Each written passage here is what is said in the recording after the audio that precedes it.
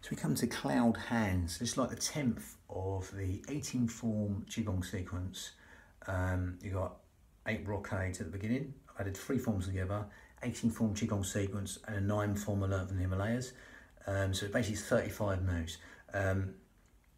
This is number 10, hands in clouds. Again, there's you know, moving hands in clouds. There's loads of variations, but hands in clouds or hands in clouds in a horse stance, lots of variations. But this one, this is the 10th of the 18 form qigong sequence. So it's the 18th of the whole 35. You can either do these singly or in the form and put them. It doesn't really matter. Nothing's regimental. Nothing's set in stone. Everything's 2 subjects, so you can do it either in the order or not.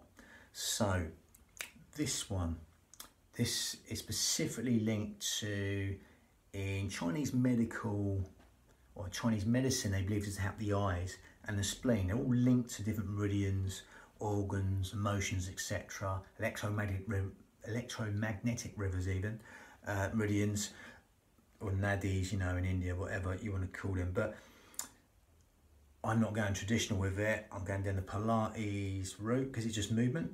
Because Pilates is anything you do, so is yoga anything you do.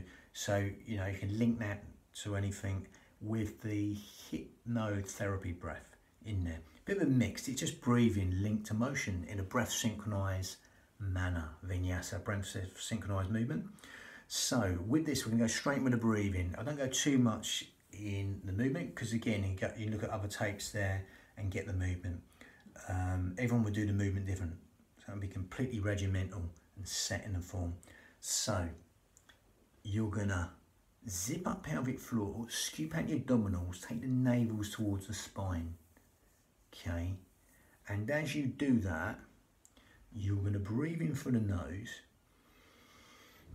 and exhale through pursed lips for as long as you like. Okay, now as you do that, you breathe in through the nose and exhale through pursed lips. As you're zipping up pelvic floor and scooping out abdominals, that's going to help you breathe anywhere but the belly button. It's going to help you breathe anywhere but the belly button. Okay. And again, as you zip up pelvic floor and scoop out your abdominals right now, that's going to help you breathe low and deep into these lower lobes of lungs, your intercostals, the ribs, anywhere but the stomach. As though someone's opening the umbrella inside your rib cage and letting go, or someone just pushing out from inside your ribs and letting go.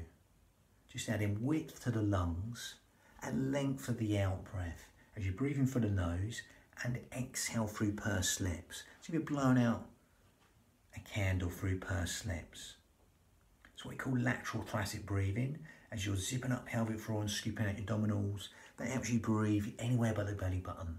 Helps you breathe low and deep into these lower lobes of lungs, the intercostals, the ribs, anywhere but the stomach. You can imagine someone's wrapped a scarf tightly around your ribs and you breathe into that scarf wide and full. Organ deep, cell deep, even bone marrow deep. And then exhaling through pursed lips. As you follow that journey in through the nose and out through pursed lips, we come from that Pilates setup, we close the mouth now and breathe in and out through the nose, but we still zip up pelvic floor and scoop out your abdominals. And that makes that a little bit more one of the yogic breaths, or like one of the types of yogic breath. Because as we breathe in through the nose and exhale through the nose, voice has gone there, that will help us lengthen the breath even longer. Because it's a smaller filter through the nose, that will help us lengthen the whole will cycle of the breath. Okay, because that smaller filter for the nose is more cleansing breath and will help us lengthen the breath. Now, as that happens, you will find when you exhale, okay, you will naturally want to allow that to fall longer than the in-breath. So just to simply allow that to happen, okay, without even trying, or try not to try, just allow that to happen. Okay, and as you allow that to happen, without even trying or trying not to try, you'll bring in the subconscious part of the mind, and we'll consciously take our mind to that out breath. Rather than the breath breathe you, you're going to breathe the breath. You're going to elongate that out breath longer than the in breath. So quadruple it, double it, triple it, whatever you like the out breath, make it longer than the in breath. Encouraging them restful relaxation responses and endless streams of comfort. Okay. Again, the in breath's conscious thought, the out breath is subconscious thought. So by extending that out breath longer than the in breath, we're encouraging sleep, digestion, rest, and relaxation, all in that lovely, elongated out breath. Okay, cellular communication, it's all been benefited.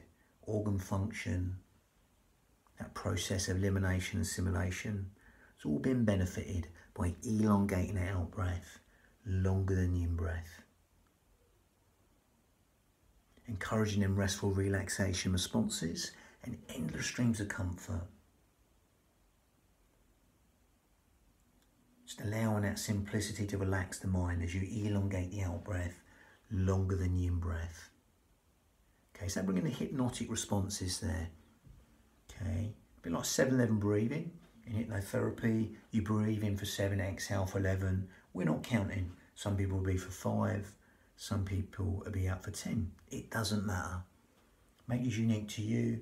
Just elongate the out breath longer than the in breath as you're still zipping up pelvic floor and scooping out your abdominals. That breath will be perfectly good enough. Now again, if you want to make that a little bit more advanced on the yogic breath, you can grip the esophagus and go to ujjayi breath. If you can't get this, don't worry. Just stick with the breathing you're doing. Okay, if you want to take it on a little bit further, and you can, then great. Now if you grip the esophagus, we bring in the ujjayi breath, victorious breath. So all we do is grip the esophagus, and it's a...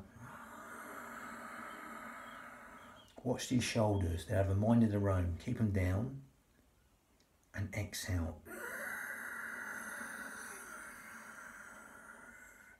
You'll get this raspy, silky sound from the back of the throat. If you can't get it, don't worry, you're not ready for it at the moment. Just carry on breathing. The fact that your breathing's good into these in this manner. So again, if you get the ujjayi breath, it's great. Grip the esophagus. That'll lengthen the whole will cycle again even further, especially the out breath. Breathing for the nose. And exhale. That will stimulate the thyroid gland, which helps us weight control, etc. Help us build the heat in the body. Help us fan the fire to burn all the toxins in the body. Ujjayi breath, victorious breath in Sanskrit, seashore breath. It's not like Darth Vader breath. As you're breathing through the nose, it's like with the mouth shut. Soft, silky whistling, ujjayi breath helps us focus the mind. It gives the mind something to focus on within the postures. Okay, it's a natural focusing breath we do in everyday life. We're just overemphasising that. But the sound of the breath, the feel of the breath, it weaves a tapestry of relaxation. Every single organ, cell, sinew of the body. So again, we're going to link that to motion. So cloud hands, it's been done many ways. All we're going to do is we're going to come across here. We're going to go to a sort of more box way of doing it. Again, I've seen it sort of done like this. I'm going to go slightly different with this one. So again, from here, we're turning. We're going to breathe in and exhale for as long as you like. Imagine that skewer through your head. This little sequence here, a lot of these are like this on the trot. That skewer through your head, shoulders down, exhale. If you want to bring in the feet, then we just do that little turn. We breathe in, sharper, and we exhale for as long as you like. Shoulders down and exhale. If you get there before, Then just carry on elongating the out breath, stop and start again. Now I like the more flowing one is like this. Again, clockwise and anti-clockwise, they pass.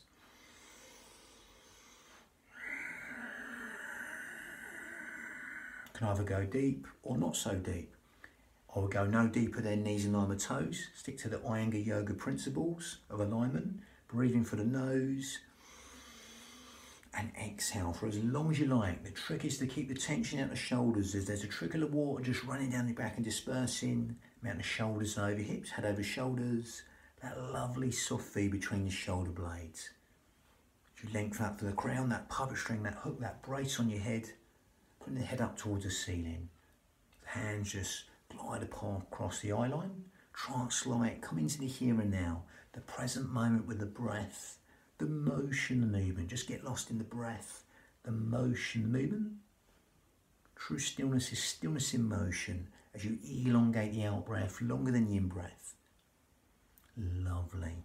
Just feeling them restful relaxation responses and endless streams of comfort.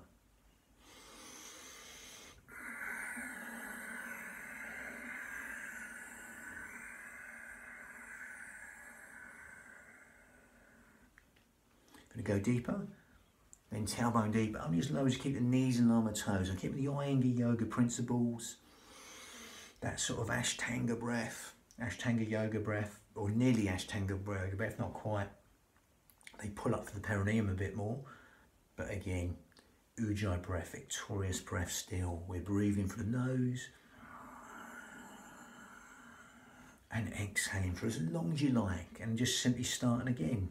Again, just it's that dynamic whole, making all them separate moves one. But if that's too much to think about, clockwise and anti-clockwise, I've been in a lot more detail with them on other videos, then just go with the here. If you want to make a little cat stance here, you can do that. But if you want to go deeper, then again, here. You can come to horse riding stance if you like. Slightly out at a V, but not Charlie Chaplin. You know, so again, make these unique to you. The speed and the tempo, the cadence of the breath. You know, make them unique to you. It's your nervous system, no one else's. So no one can tell you this is the exact motion that does this. Again, even though specifically sometimes they do.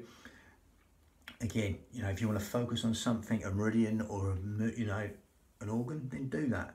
Or just, just do it. That's the best way I find, and just feel the vibration at the end. Again, as that breath just manifests in every single organ, cell, in the body, every square inch of the body, that would benefit every single organ in the body. Lovely. Bang.